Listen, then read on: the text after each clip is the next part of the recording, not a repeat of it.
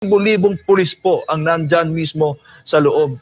Imagine, aabutin pa tayo ng 3 araw dahil lang po sa paggalugad, sa illegal po ninyong paggalugad yan. At labas na po ito sa saklaw ng arrest warrant po ninyo. Search warrant na po ang ginagawa po ninyo.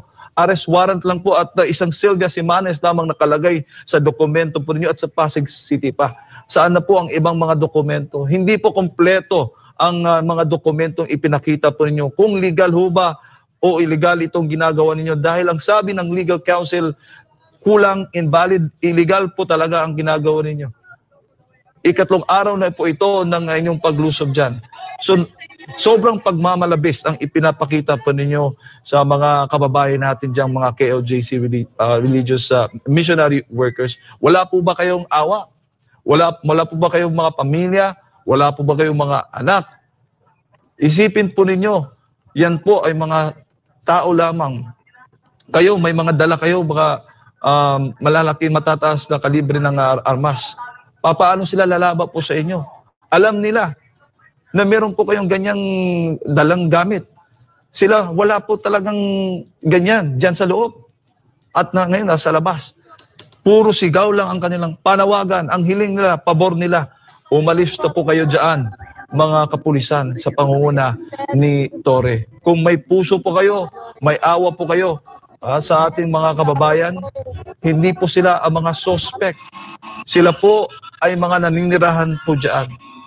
Kaya dapat po igalang po ninyo ang kanilang karapatan na sila ay makapasok dyan sa kanilang pamamahay, sila ay makapagdarasal ng maayos, sila ay makapagsamba, sila ay makapagpuri sa dakilang Ama. Sila po ay maging matiwasay, maging mapayapa ang kanilang lugar. Dahil ang lugar po niyan, kung ikukumpara mo dati, napaka-peaceful po talaga. Saksi ang maraming opisyal ng gobyerno dahil maraming beses na po silang pumupunta sa loob mismo ng KOJC Religious Compound. Kaya wag niyo pong sirain yung sacred place po nila.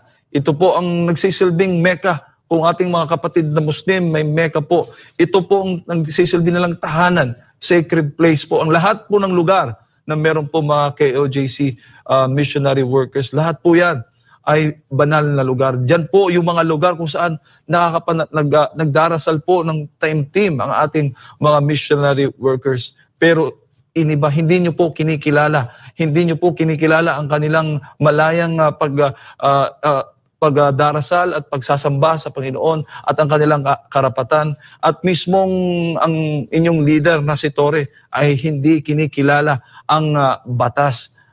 Yan po ang patuloy na sigaw ng mga KOJC missionary workers. Nandyan po ngayon patuloy na nasa labas. Wala pong tulog. Puyat na puyat. Kaya expect po ninyo anong mangyayari sa kanila. Ang dinadahilan pa ninyo, yung may namatay, hindi dahil sa raid, kundi dahil sa fatigue. Napagod po sila dahil po sa inyo. Dahil po sa pagdating po ninyo dyan, mga kapulisan. Marami po ang isinugod sa ospital. Hindi po dahil walang tulog, dahil hindi dahil sa inyong raid, namatay po sila. At nahimatay po sila. Nasugatan po sila. Yan po ay dahil sa kagagawan po ninyo sa pangunguna ni Torre. Para sa kaalaman po ng ating kapulisan, ipagtanggol po ninyo, mga sibilyan po yan, mga Pilipino po yan na pinagsisilbihan po ninyo. Huwag po ninyong ipagtanggol ang interest po ng isang politiko ba o isang bang banyaga. Huwag po. Meron pa tayong nabalitaan. Diyan po mismo sa kahapon, kagabi, may mga puti. Bine-verify po natin kung galing ba talaga sa FBI. Pero bakit? May mga banyaga po ang nakasama ng mga kapulisan. May nakalagay na patch na American flag doon sa mga uniforme nila. Sabi pa nga ni Eric kahapon, yung nakita pa natin, hindi lamang American flag patch, may parang death squad pa yung kapulisan na ready to fire kung sino man ang lalaban ng mga missionary workers. Ganun ho ba ang pagkilala po ninyo dito sa mga missionary workers? Mga terorista ho ba sila? Mga rebelde ho ba sila? Hindi naman po natin nakita ito doon sa laban natin sa mga teroristang grupo. Mga kababayan, nasa linya po ng ating komunikasyon ngayong umaga para magbigay din po sa atin ng update yan po mismo sa KOJC Religious Compound sa Davao City. Isa po sa mga legal counsel, si Attorney Adam Hambangan. Attorney, isang magandang umaga po sa inyo. Hello, good morning. Yes, Attorney. Magandang umaga sa lahat. Yes, Attorney. Kumusta po kayo? Kumusta po ang sitwasyon natin diyan sa KOJC Religious Compound sa Davao City? As of now, nandito kasi ako sa loob ng legal quarters ng mga abogado. And nagkalat-kalat pa yung mga police. I think majority ng concentration ng police forces nasa labas at saka bandang gate ng Emerald at saka ng gate 18. Opo, Attorney, kagabi may na-monitor tayo na naapektuhan nitong paggamit ng kapulisan ng tear gas. Kumusta po sila? At pwede ho ba ninyong maikwento rin dahil mismo nakikita natin sa video yung mismo kayo, at meron ding tanim kutsilyo. Totoo ho ba ito, Attorney? With respect sa tear gas, kanina ilang beses sila nagtapon ng tear gas kanina. From the time na nag-rally yung mga tao, tuloy-tuloy na yung pagtapon nila ng tear gas in different directions sa Emerald Gate at saka doon sa coming from Gate 18. And then as I said, dalawang members ng KOJC, kasi ang nangyari doon was natapunan sila, and then pagtapon sa kanila natumba kasi nagkagulo na, and then naipit kasi nga nagkagulo na yung mga tao. Hinablot sila ng pulis. Hindi nila alam kung ano ang nangyari. Basta diretso sinusasan sila ng yung parang plastic tie. Tapos walang inexplain sa kanila. Nilagay sila sa isang corner. Then they were delegated by another police member para magbantay sa kanila. So when our attention was called to assist them or to ask kung ano yung pwede namin maitulong sa kanila, yung police na nakabantay sa kanila hindi alam kung ano ang nangyari. So we were asking kung sino yung arresting officer. Hindi rin nila mabigay kung sino yung arresting officer niyan. So yun yung common na nangyari kanina. Opo, Attorney, isa lang po itong nakikita natin sa video, pero ang dami pong mga nakikita natin mga pictures na naapektuhan po nitong paggamit ng tear gas ng kapulisan dyan po nung kagabi. Kagabi yes, po ito during yung protesta o rally sa labas, tama? Yes po. In fact, may yung second nilang pagtapon ng tear gas. Nasa labas ako noon, nandun ako sa Emerald Gate to check the situation. And then, sobrang lapit lang talaga yung tear gas sa position ko pagtapon nila. So that is why we were there and we checked the ano yung nangyayari sa kanila after. Kasi yung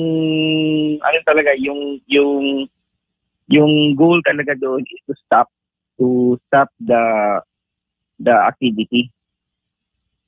But you cannot stop the people eh. So the people continued to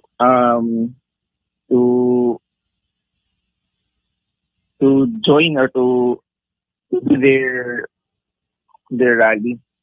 So yun yung nangyari doon, sir, sa labas kanina. Opo. And then yun na nga, after ng incident, sunod-sunod yung pag-arrest ng mga tao. Ang based sa na-assist ko kanina, may member si tatay na natumba siya. And then, ang sinabi was, may kutsilyo na daw siyang dala.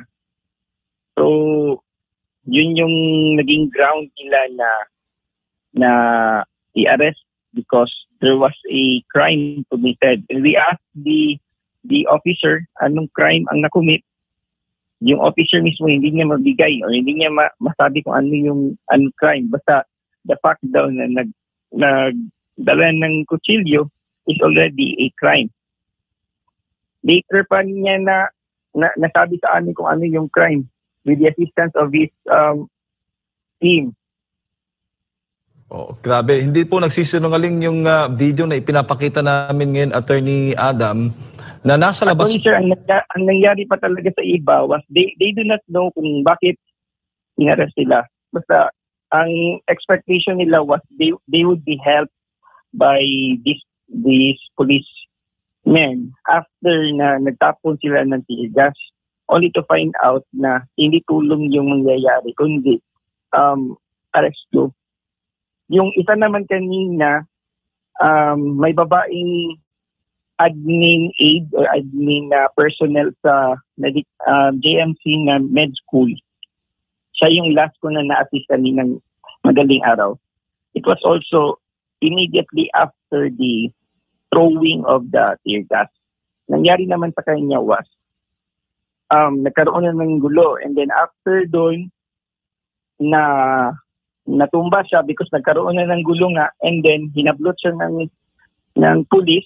Walang nakuha sa kanya na item. At biglang tinali yung kanyang kamay. So nung tinanong namin yung officer kung sino ang arresting officer ng kinuha nila, hindi nila mabigay yung arresting officer na kasapasa sila. So we asked the member kung ano ang tunay na nangyari. So naipit daw siya kasi nagkagulo na. And then ang worst pa talaga, sir, after nung tinapon yung tear gas is nagkaroon pa ng bubugan. I mean, yung mga batuta daw na ginamit ng mga pulis. Mm-hmm. So, I think may naka-cover noon na yung legs niya talaga, both legs, na-injured. Na-injured. Yung isa, sobrang wounded. Yung isa, ang isa naman is black because of the palo ng batuta. So, she was helpless and she thought that she would be helped by the police officer only to find out na aresto na pala yung nangyari. So, when we asked kung sino yung arresting officer so that we would also know kung meron ba talagang crime na nangyari, wala nang gustong mag-say sa amin. So, until 2 hours yata siya na-detain, sir, dyan sa harap ng 2 hours siya na-detain dyan sa harap ng Bible School until na nag-decide yung mga police na set her free kasi wala talagang ground. Walang ground to continue the holding of the personnel. Tapos wounded kasi yung member. Kaya we pleaded na kung pwede, wala kayong ground, wala kayong mapakita na reasonable ground kung bakit niyo siya hinold. Hindi niyo rin mapakita yung legal team ninyo. Hindi niyo mapakita yung arresting officer talaga kasi hindi na nila alam kung sino yung arresting officer. Nagpasa-pasa na lang yung mga police doon. So, might as well, I told them, you have no legal ground to continue to hold her. Wala. So that we also reasoned out na you have to set her free because she needs medical attendance. So yun yung nangyari dun kay ma'am. Ang isa pa, actually tatlo pala yun sila. Ang isa pa, nangyari sir, isa ulo ang injury. Kasi nga, after tear gas is, ginamit nila yung mga batuta nila pamalo to disperse. Attorney, yung si tatay, nakikita nga natin kanina na at yung pinusasan, saan sila dinala? Doon sa may harap ng Bible School? Ibig sabihin may ginawa silang detention facility dyan sa loob? Wala, sir. They just place them in one corner, one space, para maalis doon sa crowd. So yan yung nangyari. And then may pinabantay sila na katropa nila. When we asked when we were there na, yung nagbabantay, walang masagot sa amin. Kasi nga, ang sabi lang sa amin is, pinabantay lang daw sila.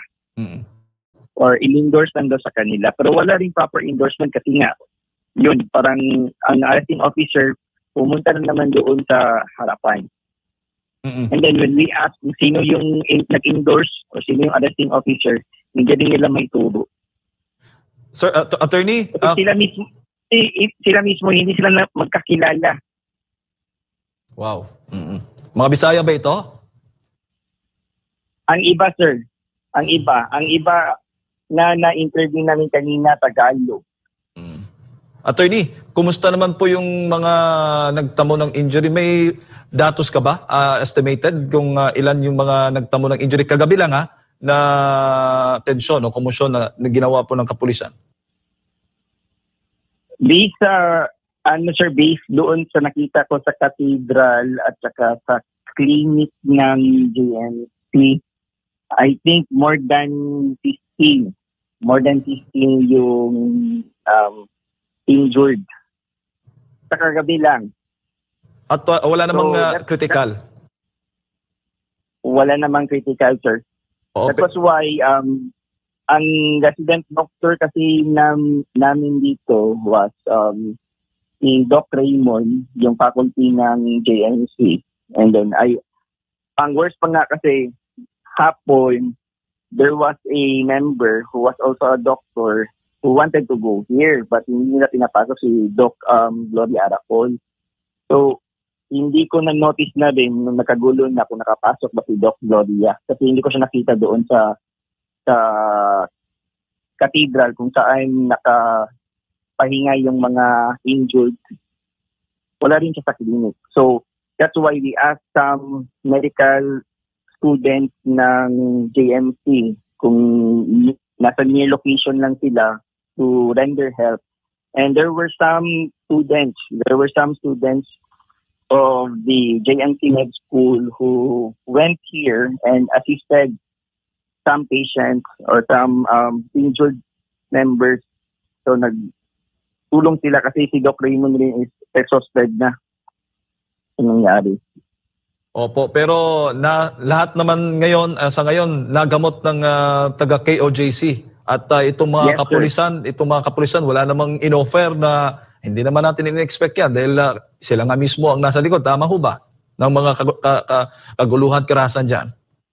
Actually, sir, may isa akong, yung last ko na assist na hinold nila, yung si ma'am na hinold nila doon sa harap ng Bible School. Nakalimutan ko lang talaga yung pangalan. She was attended by the doctor of the PNP.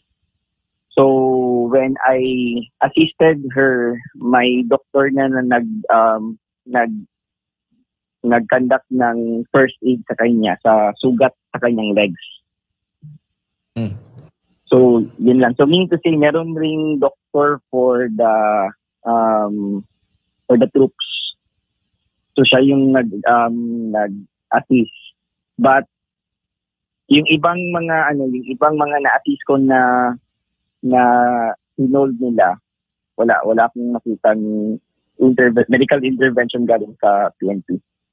Oo. So malinaw yan, attorney, nakasunod nga nung tangkang pag-disperse ng mga kapulisan sa ginawang rally o dyan sa labas po ng KOJC Religious Compound, mismo yung kapulisan ang nagtapon ng tear gas at doon nga nagsimula Yes, sir. at doon nga nagsimula yung komosyon, yung tensyon, yung gulo at meron pa mga Yes, sir. plywood akong nakikita during that time. Tapos yun na, pinapalo at ang iba ay yun nga naapektuhan itong tear gas at ang iba ay pinusasan dahil di umano'y may kutsilyo pero kalaunan ay wala namang mapatunayan yung kapulisan na talagang may dalang kutsilyo yon, attorney. At walang na-apprehend. I mean, dinala doon sa ibang lugar at dahil ikinulong. Meron, sir. Unfortunately, merong na-detain talaga ngayon. According sa or based sa personal knowledge ko lang before ang nangyaring rally kanina, may dalawang magkapatid na dinakip. And during the rally, while the rally was ongoing, and I think the rally is still ongoing outside, ang na-detain dalawa. May dalawang na-detain. Minor de edad. At saka hindi ko ma-check, sir, kung minor de edad ba yung magkapatid. Kasi walang naka-indicate na age. Hindi ko rin nabantayan yung age nila. But they are young people. Anong pinakadahilan? Bakit sila dinakip at dinala sa katitipan ba yun, Attorney Jamanan? Yes po. Ang ground was disobedience to lawful order. Yun yung sinabi ng arresting officer. Wow. So sila na talaga yung may-ari ng KOJC? Parang ganun yung nangyari, sir. Pero ang sabi ng arresting officer was that the brother insisted to get in when they said no. Ang claim naman ng brother, yung magkapatid, bahay namin yan bakit hindi kami papasok? Totoo naman. Oo, bahay nila yan pero hindi sila pinapapasok. Well, attorney, meron din tayong nakita kasi kagabi during ito noong nagkaroon na ng gulo. Personal talaga, inatake ng isang pulis yung isang missionary worker, inesprihan. Ginawa na naman nila yung ginawa nila sa executive secretary at alam ko, hindi lamang itong nag-iisang missionary worker or dalawa, marami pang mga missionary workers ang naapektuhan nga or nabiktima ng spray ng mga kapulisan, attorney. Actually, sir, we are still gathering the data kasi yung mga lawyers namin or lawyers natin dito sa Kingdom are spread out. So, hindi lahat nandito sa headquarters. Ang iba nasa field pa assisting members. So, wala pa akong information as to the other lawyers na nag-assist for now. Pero ito, nakikita nga natin kahapon din ang executive secretary na si Sister Nori ay ganito din ang ginawa ng kapulisan. Sapul na sapul. Nangyari na naman po, sapul na sapul po sa video natin dito. Talaga yung isuspray doon sa mukha. At napakahapdi ng epekto pala nitong spray nila, nitong mga kapulisan. Bigla-biglaan, nakatalikod ka, tapos bigla-biglang ganun ang gagawin sa'yo. Yun nga, sir, yung pepper spray na in-spray nila kay Miss Cardona kahapon. Pero and lahat... Sila pa yung may ganang ganun. Kinall out lang yung attention nila. Especially yung guy na, yung police na nagsusmoke dito sa loob ng compound. Bawal yun. Hindi lang sa compound, yun sa nga, Davao sir. City. Actually, sir, so, yun yung na-trigger kami kasi at that time, kung nabantayan lang yun ng lawyer sa akin na we could have arrested also the police officer in flagrante delicto because it's a crime here. It's a violation of the Davao City anti-smoking ordinance. Tapos siya pa yung may ganang mag-spray kay Ma'am Cardona. Opo. Mula Actually, kagabi, parang dalawa yung naspatan ng ng mga members na napo sa social media na mga pulis na nagsusmoke sa loob ng compound. wow. And the attention was pulled and then parang binaliwala lang sila. Grabe. So mula kagabi, wala pang tulog ang mga KOJC missionary workers. Nasa labas pa, nakikita natin, attorney. Wala pa, sir. Actually, Bawal pa rin papasukin. Yes, sir. May pinakontrol nila yung entry points ng compound. So we really have no idea until kailan ito mangyayari. Hindi na namin alam kung makauwi kami ngayon. Because we are supposed to wait for we are supposed to go home and new batch of lawyers sa team ang magpasok. Pero according to Attorney Daina, yung isa naming kasamahan na lawyer daw, hindi daw pinapasok kanina. Grabe, pati lawyer. Attorney, kasama ko po si partner Admar. Marami pa mga katanungan po sa inyo. Attorney, linawin. Hello, Sir Admar. Hello po, mayong buntag, kahit hindi mayo ang atong buntag. Pero attorney, ilan po yung mga members or missionaries sa lahat-lahat? Tansya nyo po yung dinampot at dinala sa bilangguan kung meron man. Kung based sa list ko lang, sir, na na-assist namin, before ang rally may dalawa and during the rally may dalawa rin. 4 ang nadala, sir. Na-detain talaga. And ito pong halimbawa yung matandang lalaki na nakuhanan ng mga bato. Sa isa sa na-detain, sir. Opo. Yung mga nakunan ng bato, ano pong sabi niya? Inamin po ba niya na dala-dala niya yung mga bato pati yung kutsilyo? Hindi, sir. Ang claim, ang position niya during the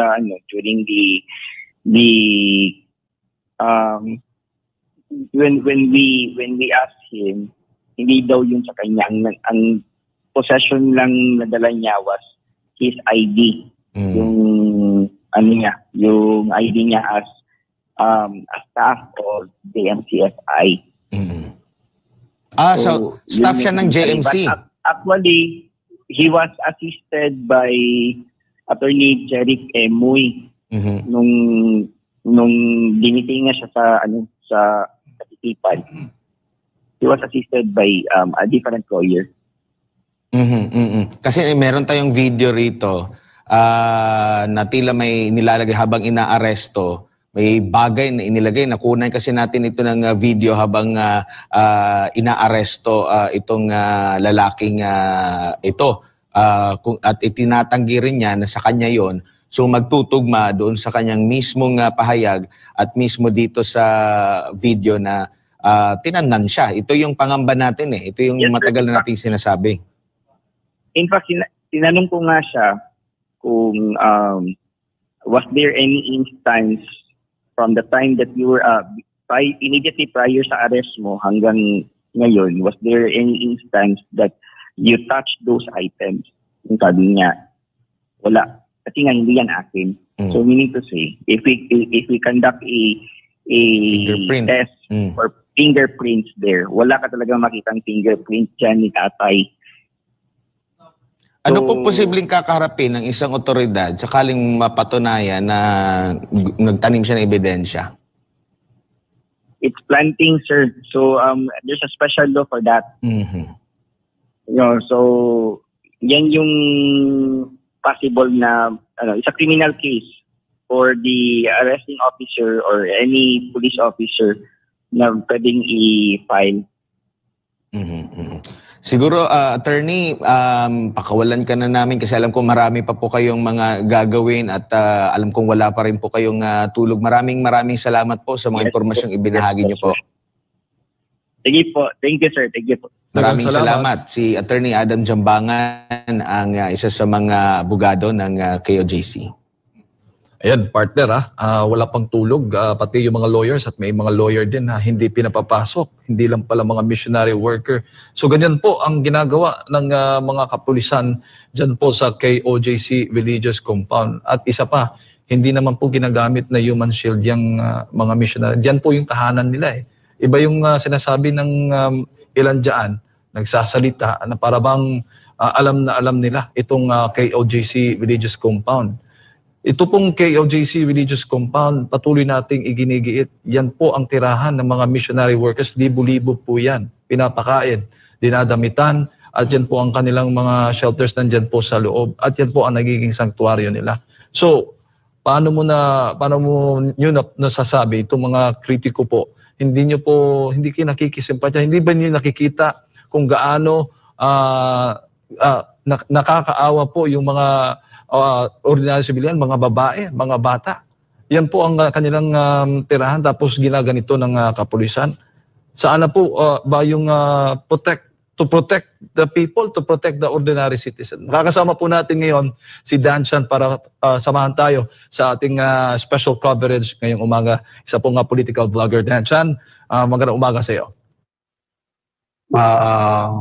Magandang umaga po, Sir Partner Admar at Partner Jade at sa lahat ng nanonood ngayon. Oo. Good morning po, good morning. Pare-pares tayong puyat at walang tulugan. Kung kayo po wala rin tulog, wala rin po kami tulog dito. Yes. 2 laptop ang umaandar sa akin dito sa live po natin. Oo. Nasa Davao po kayo ngayon, Sir Dan Chan? Papunta pa lang po ako ng Davao ngayon at bibiyahe po ako doon para masaksiyan ko mismo at ma-cover po natin yung kung ano po yung nagaganap doon. At gusto ko rin gusto ko lang pong ipaalam kasi marami po nanonood sa atin ngayon. Bilang political vlogger, marami na po akong beses na nakapunta sa KOJC, diyan po sa compound. At based sa aking experience, nemura po hindi marunong magmura ang mga tao diyan. Kahit na talaga napakabait po nila. Second, diyan po sa KOJC compound, napakalinis po niyan. At talagang pag may nakitang kahit isa lang na dahon talagang wawalisin nila.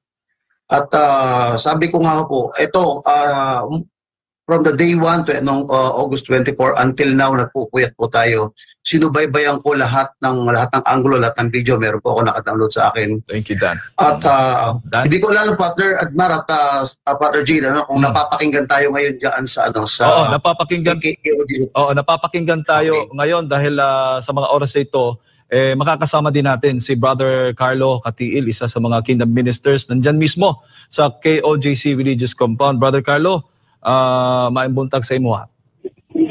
Maimbuntag kapag na MJ. Si Jade at Admar at saka si Dan Chan ang makakasama natin ngayong umaga. Ginoong Dan Chan, na umaga at si kapag na Admar. Kadang sa umaga, pasensya na kayo sa boses po natin. Okay lang. Naiintindihan ng maraming Pilipino dahil alam ng maraming Pilipino ang pinaglalaban ninyo. Brother Carlo, kumusta ang sitwasyon natin ngayon dyan sa KOJC? Nasa labas kayo? Yes. Mga alas 6 ng gabi, nag-start na tayo barikadahan na natin, no? Mula airport, hinarang natin lahat. Kasi hindi nakikinig yung si Torre, hindi nakikinig sa mga hinaing natin. At hindi na makitwiran yung ginagawa nila na search pangatlong araw na ngayon. So hindi na sila nakikinig, hindi pa kinukonsidera. Marami natin nagkakasakit na. Hinaharap pa yung mga ambulansya natin. Parang against the wall na tayo. Lahat ng alituntunin na sinabi, sinunod natin to the detail. Anong gusto nila para wala lang marahas. Ito puno-puno na po eh. Puno-puno na po. Sila palagi yung nagsabing sumunod tayo sa law kasi this is an official police operation. How come sila mismo ang hindi sumusunod? Kahit humanitarian reason, bakit hindi niya pinayagan yung ambulansya na papasok naman para makuha yung mga pasyente niya ihatid namin sa hospital? Bakit pinalakad yung mga doktor galing 911, hindi man lang pinapasok yung ambulansya nila. Mga ganyan mga bagay. Marami kasi nangalingan. Tapos, nakailang search na sila sa mga building. Sinirgas pa. Hindi lang isang beses kagabi. Habang nagkaroon tayo ng programa dito kasi mga alas 6 pa lang mula airport, hinarangan natin yan. Layers of mga sasakyan. At pito rin papuntang Panakan. Nilabas natin ng mga heavy equipment natin. Ilagay natin sa gitna ng daan. Then, habang nag-start na natin mga programa, lumabas si Torre. Gamit yung truck niya na may malaking trumpa na napakaingay talaga, masakit sa tenga kung gagamitin na yun. Tapos nagbarita rin siya. Then, nagpagpulo ng pakiusap, hindi kami nakikinig. Bakit di kami nakinig? Sinabihan namin siya, bakit ikaw nakinig ka ba sa mga hinaing namin? Sinagad mo kami. Kami mga law-abiding citizen, kami sinusunod namin ang batas kasi sabi mo, lawful order kahit na pasok na yung warrant of arrest niyo, nagamit na. At hindi po yan search warrant. Bakit sinisearch nyo every corner, every building, everything in our compound, pati septic tanks in that search ninyo? Bakit hindi kami nakakatulog kasi nandun kayo sa kwarto? Kahit gabi na nasi-search kayo. Hindi kami nakapagsamba kahapon. Linggo po, hindi kami nakapagsamba dahil nandyan kayo. Hindi po nakaprepare ang mga teachers natin sa GMC for the class tomorrow kasi nandyan kayo. Ano po yan? Tapos sabihin mo sa amin na kami hindi nakikinig, kami hindi sumusunod, dinabaliktad nila palagi. Dinabaliktad. Nagtanim na naman sila ng tao. Human trafficking daw. They didn't even allow our lawyers na sasama ng para naman ma-interview. Lahat yan. Lahat yan puro pang gigipit yan. Punong-puno na po kami. Punong-puno. Wala po tayong ibang kakampi dito. Ang amalang sa langit. Kaya itong ginawa natin, ito, pag-aamay ito ng buhay. Kahit anong mangyari sa amin, tinake over niyo yung lugar namin, dito kami sa daan. Maging sakit kami ng ulo ninyo. Maging sakit talaga kami ng ulo. Kahit anong pakiusap niyo, hindi kami makikinig sa inyo. Babarahan namin yan lahat. Nag-set kami ng condition, ihayag namin yan mamaya. Salita siya ng salita, puro kasi hindi na kami maniniwala sa iyo. Inabuso mo. Nililin lang mo kami. Ikaw to rin, nililin lang kami. Demonyo yung utak mo, kriminal yung utak mo. Kahit may mamatay sa amin, wala kang pakialam. Wala kang pakialam. Kaya ngayon, kami na yung rebelde. Magre-rebelde kami sa gobyerno ito. Sa pang-abuso, sa kanilang pang-aras, sa kanilang kabulastugan, pang-babastos sa compound namin. Inihian nyo, dinuraan nyo, naninigarilyo kayo sa loob ng compound na banal yan para sa amin. Kahit saan kayo dyan, walang mga damit. Ang taas na damit, naka-shorts lang kayo. Binabastos ninyo ang lugar na banal para sa amin. Wala kami natitirang respeto sa inyo. Walang-wala. Kaya itong gagawin namin, dito nito, hindi kami uurong. Umulan, uminit araw, hanggang dadami ang tao dito. Kagabi, nag-start na yan, dumadami ng tao. Ang ginawa nila, gumawa ng eksena. Nandun na nag-teargas dito sa loob ng gate. Sa loob ng gate, at takbuhan na ng ibang kapatid sa loob kasi gusto nila i-occupy na naman yung gate entry natin dun sa Emerald. Gusto nila i-occupy na pero hindi sila tagumpay. Kaya may mga staff na naka-stasyon sa taas rooftop ng JMC. Doon tinira ng tear gas yung ating mga kapatiran. At doon nagkaroon ng commotion sa loob mismo yan. Nagpukukan, wala tayong mga pamukpok. Hindi ka naawa. Ang pinukpok mo sa ulo, matanda, duguan. Hindi ka naawa niyan. Bakit mo kailangan pukpukin? Bakit mo kailangan mag-tear gas? Sagutin mo ako, Tore. Sagutin mo ako, ipupull out ko lahat ito. Kung ma-justify mo yan. Payapa kami dyan. Payapa namin pinatarapi ang boses namin. Bakit kailangan mong gamitan ng tear gas? Allowed na yan? Bakit kailangan pukpukin mo sa ulo ang mga matanda namin? Dahil sa pagmamahal lang sa paglilingkod at sa aming compound na binaluhuran niyo na dapat wala na kayo dito. Kung ma-justify mo yung sagot na yan, alis kami dito sa kalsada. Pero alam ko hindi mo yung masasagot kasi puro kasi alam namin eh. Nag-iintay na kami ngayon sa lalabas na naman na press release at mga interview niya. Alam na po namin na babalik ka rin na niya ng media na mabayaran. I do hope the local media here will be fair. Pero national media, I do hope baka may chance pa. Babalik ka rin. Sabi pa ng DCPO spokesperson here na si De La Rey, na suffocate daw kasi tinira ng tear gas. Nasuffocate ang mga tao dahil nagsunog kami ng gulong. Kasi nagtira kami ng tear gas. Yun daw ang nakasuffocate sa usok sa gulong. Kaya mga tao pulang-pula at hindi mabuka ang mata. May challenge ako sa iyo, Dinaring. May challenge ako sa iyo. Patunayan natin yan. Papasok ako sa gulong, sisindihan mo at langhapin ko lahat ng usok. Pero ikaw, titirgasin ko sa mukha. Sige. Titingnan natin. Yung puro kasinungalingan na sinasabi ninyo. Hindi ba kayo nakontento niyan? Habang kami nananalangin kasi sagutan kami. May trumpa silang malaki sagutan habang kami dito nagpapahil ng aming damdamin at mga puro kabusahan hanggang dumadami na ang tao. Mula dito sa paligid, landmark, komunal, diyan sa may Santa Lucia, papasok ng Camellia Homes, naglabas na nag-join na lahat ng kapatid Muslim. May mga 15 barangay kapitan. May mga konsihal na dumating na nagpapasikita ng suporta. May mga wala na ka-uniforme na mga army nag-oobserba. Lahat yan nandyan na, kinakabahan na sila. Kasi dito sa Kingdom of Jesus Christ, once sabihin namin, hindi kami aatras, aninindigan namin yan hanggang kamatayan. Yan ang gusto niyo, di ba? Yan ang gusto ninyo. Ginawa, dinalabas niyo sa amin ang aming puso kahit puno ito ng pag-ibig, but this time, sisingilin namin ang lahat ng yung pang-aabuso. Iba kami pag maningil. Ibang-iba.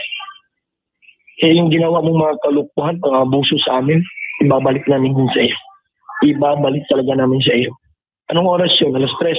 Habang kami nananalangin, nag-praise, nag-worship, kasi hindi kami nakapagsamba, kasi yan ang buhay namin dito sa loob. Pinagkait niyo yan sa amin dahil sa inoccupy niyo ang compound namin. Paano kami makapag-worship? Linggo yan.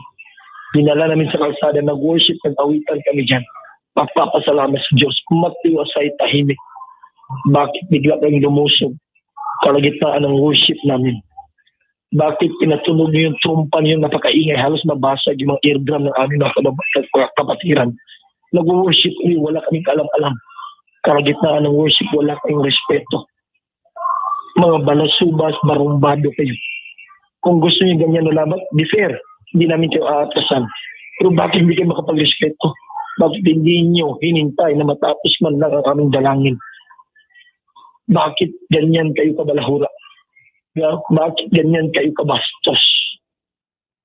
Patapusin yung dalangin namin, harapin namin kayo, hindi namin kayo atrasan. Ganyan na ba kayo? Wala ba kayong konsensya? Nakita nyo na nanalangin ang mga tao, dinisturbo ninyo? Bakit nagtatakot kayo sa amin? Hindi kami takot mamatay. Kayo, may mga pamilya kayo, takot kayong mamatay. Sa ginawa ninyo sa amin, kung lahat na pang-aabuso, saksi ang dalawang mata ninyo dito sa loob ng kumpatan kung klaseng pang-aabuso ang ginawa ninyo sa amin. Na para bang martial dito sa loob. Sinabi ni Tore na nagre-resist kami pag pumapasok ang mga pulis. Wala pong ka-logic yan. Paano kami mag-resist? Sige nga, nandyan na yung halos 4,000 mo na mga police personnel sa loob. Pag-resist pa ba kami? Sagutin mo yan. Walang logic at kabubuhan, puro sinungaling ang sinasabi mo. Pinipick up ng media. Did the media get our side? Maging fair naman po tayo. Takot po ba kayo? Bakit hindi nyo ibalita ang tama? Bakit puro kasinungalingan? Ito, gagawa sila ng eksena because napahiya sila. Many times ilang ulit na silang nag-search yan. Gagawa yan ng mga eksena. Bubalabugin tayo. Ikaw, Tori, bakit may pinapasok ka dyan ng mga hindi naka-uniforme? Di ba official ito na police operation, sabi mo? Dapat naka-uniforme. Kilala bakit nagpapasok ka dyan ng mga nakasibilyan, naka-itim na? Naka-backpack, hindi mo pinapadaan sa scanner. Bakit? Ano yung pinapapasok nyo ng mga malaki mga box? 40 mga black boxes, dinaan nyo sa likod. Yung binutas ninyo na fence, dinaan nyo dun. Anong mga laman nun? Bakit? May plano kayo magtanim dyan? Bakit binubuksan niyo mga karton ng mga sapatos, mga bag sa mga rooms during inspection? Maglalagay kayo ng droga? Maglalagay kayo ng mga weapon? Too late. For 2 days ka nag-search, tapos pangatlong araw, magsabi ka, may nakita ka mga kontrabando. Parang walang maniwala sa'yo. Ngayon mo lang sinabi, after the 2 search, heavily search na ginagawa niyo. Pero hindi mo maluloko ang mga taong bayan. Huwag mo kami itulad sa kabubuhan mo kasi hindi kami bobo. pinapabilog mo ang ulo kasi mapapahiya ka talaga dito. Ayun sa ginawa mo sa amin, hindi ka man naawa, itong mga kapulisan, low moral sila, napilitan lang sumunod. Walang kain, walang tulog, walang bis-bis, walang ligo. Nangangamoy na po ang compound namin na napaka-sariwa po niya at napakalinis. Binaboy, binastos mo, Tore. Kaya itong lahat na ginawa mo sa amin, babalik na namin sa inyo. Tandaan mo yan. Itong ginawa namin, peaceful rally to. I-invite kami, kahit sinong gusto magsalita dyan. Kahit ordinaryo kang tao, gusto mong magsalita dyan, pasasalitain ka. Sa panahon ito, boses na ng taong bayan ang dapat na marinig. Tutulgot